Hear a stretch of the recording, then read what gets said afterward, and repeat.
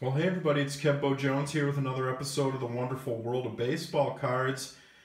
It's so good to be with you again. I love interacting with all of you on YouTube and the YouTube community in general. It's just a fantastic place. There's so many great people out there. I felt like giving you guys an update on a few of the PSA pickups that I've acquired over the past 3 weeks or so, probably since the new year. I've just been slowly acquiring some things here and there, and I thought I would just do kind of one recap of the stuff that I've picked up over the last few weeks. So this first one is from my Last Card Hall of Fame collection. This is a 1969 Topps Don Drysdale. Great looking card. I've never owned this card in any format before. Drysdale was really at the peak of his career in '68. He had his scoreless innings streak and threw 6 straight shutouts. And then in the '69 season, he just felt something snap in his arm in a game against the Houston Astros. And that was pretty much it. He retired in the 1969 season. I thought this card looked really good. I've been looking at this one for a while, and I've noticed that there's a lot of centering issues with it. So this one I felt pretty comfortable getting. It's not perfect by any means, but then when I got it, I noticed that it seems like it's maybe a little bit of a kind of a diamond. The picture seems a little tilted on it. It's fine for me though. This is just part of my collection, but I do really like this one. The back on this is really good too, really sharp. It kind of gives a synopsis of his '68 season. So this Drysdale is just a nice pickup for my Hall of Famer Last Card collection. This one kind of came to me kind of unexpectedly. This is a 1970 Kellogg's Willie Mays. As you know, I'm a big fan of these Kellogg's cards, and I saw this one and just had to pick it up. This is just a great looking card. Willie at kind of the tail end of his career, but I love these Kellogg's cards, and anytime you can get a player like Willie Mays for really cheap, I'm going to jump at that opportunity. So I thought this card just looked really, really nice, and was super happy to pick this one up. Just a great looking card. 1970 Kellogg's Willie Mays, kind of an addition to my random assortment of Kellogg's cards that I have. Now this one just spoke to me. I have no idea why I bought it, to be honest with you, but when I saw it in the mail, I just loved it. This is a 2012 Topps Mickey Mantle, 1965 reprint gold refractor. Totally a weird purchase, I'm not gonna lie. But I just thought it looked so cool.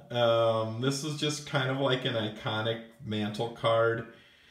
And I don't know. I've just been, you know me, I've been into the shine lately. And so I saw this one, and again, it was really cheap. So I had to jump at it. I just liked it. I think I'm gonna grab the whole run of these Mantle refractors from this 2012 Topps reprint set. I think this might be a little kind of side project I'm going to work on just for fun. Get the entire run of these. I just think this just looks absolutely fantastic. So I got this 65 gold refractor reprint of Mickey Mantle. Hey, it's a Mantle refractor. What the heck, right? I love it. This was a card that I just couldn't pass up. It was so cheap. And I guess he's probably one of the least popular. You either love him or hate him. I think if he was on my team, I'd love him. And I expect him to probably have a really good season this year. But I picked up this 2013 Topps Chrome Manny Machado rookie. It was dirt cheap. And can't deny the guy puts up some amazing numbers. I will definitely call this an impulse buy. But the price I paid for it, which was like the equivalent of a little more than a blaster box, more than happy to. Like I said, this was kind of an impulse buy, but I really, really like this one. This is one I'll probably trade or do something with eventually down the road. But when I saw it, I just thought I had to grab it. 2013 Topps Chrome Manny Machado Refractor. And this next one is this is a card that I've been looking at or looking for since the spring, because when I saw him just manhandle in the postseason last year, I was looking around for this card and I saw this one, the 2018 Topps Chrome Walker Buehler. I really, really liked this card. I like the way the white jersey just pops off, pops out behind that pink background.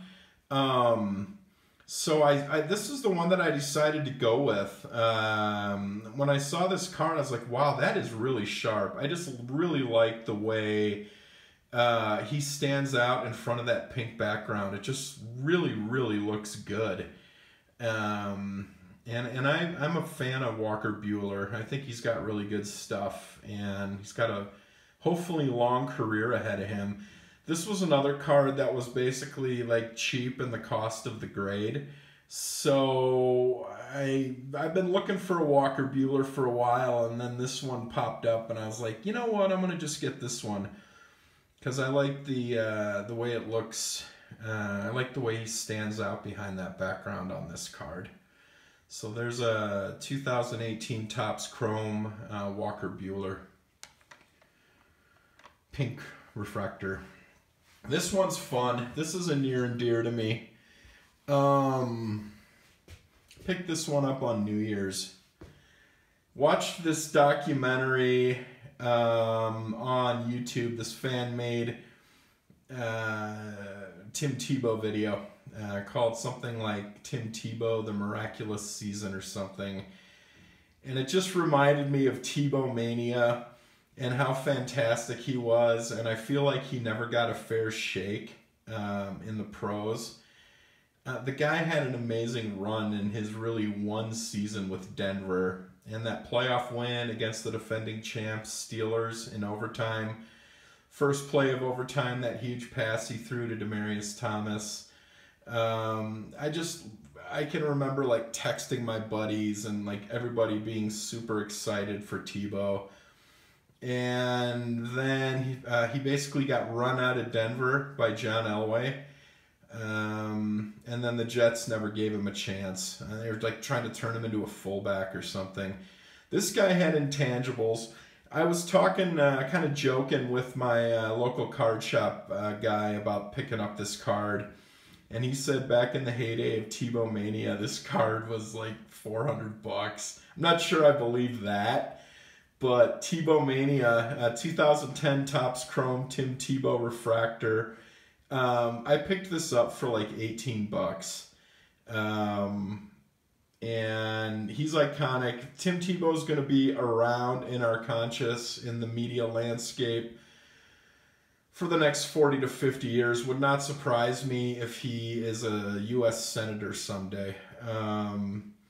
Just a great card, and I've always been a big fan of Tim Tebow, and I know he's still revered by Gators fans, so I picked that one up. Forgotten card, but I'm really, really happy to own this one.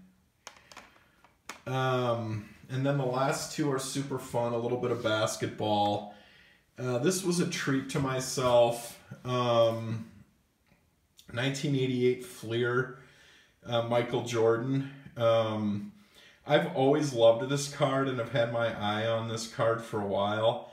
And and I'm really happy to own this one. There's not really much I can say about this card, other than it's an early Jordan Fleer card. And I've just always been a fan, and this was an affordable option for me for Michael Jordan, and I'm happy to have this in my collection. Was really excited when it came, and it's just really nice to have a Fleer Jordan card. I've never owned this card either. I always even wanted this one when I was a kid. But I'm really, really happy to own this one right now. And this will be one that I'll probably always hang on to. A 1988 Fleer Michael Jordan.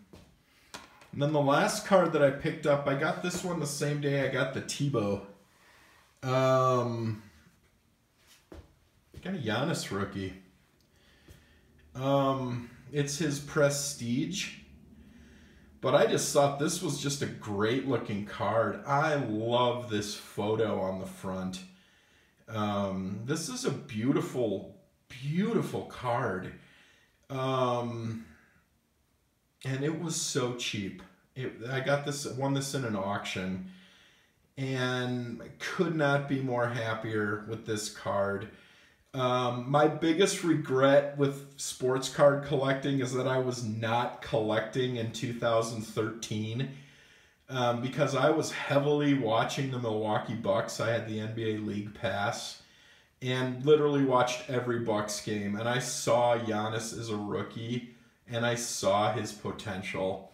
And if I had been collecting sports cards back then, I would have been gobbling up all the Giannis cards that I could find, because I saw his potential, and he is getting better year over year in the NBA. Each year he's gotten better than the last, and the ceiling is still so high for him. He's really just getting started. And this is just a beautiful card. I don't know where Prestige is on the rung of Panini products, but this is just, in my eyes, a beautiful, beautiful card. So there you have it, folks. Those are kind of my pickups here for PSA this month. Been having a lot of fun. Like you can see, I got some pretty kind of weird and random stuff. But it's been really great, and I just thank you all for tuning in, and look forward to seeing you next time. For now, this is Kev Bo Jones signing out. Wonderful World of Baseball Cards. See you soon.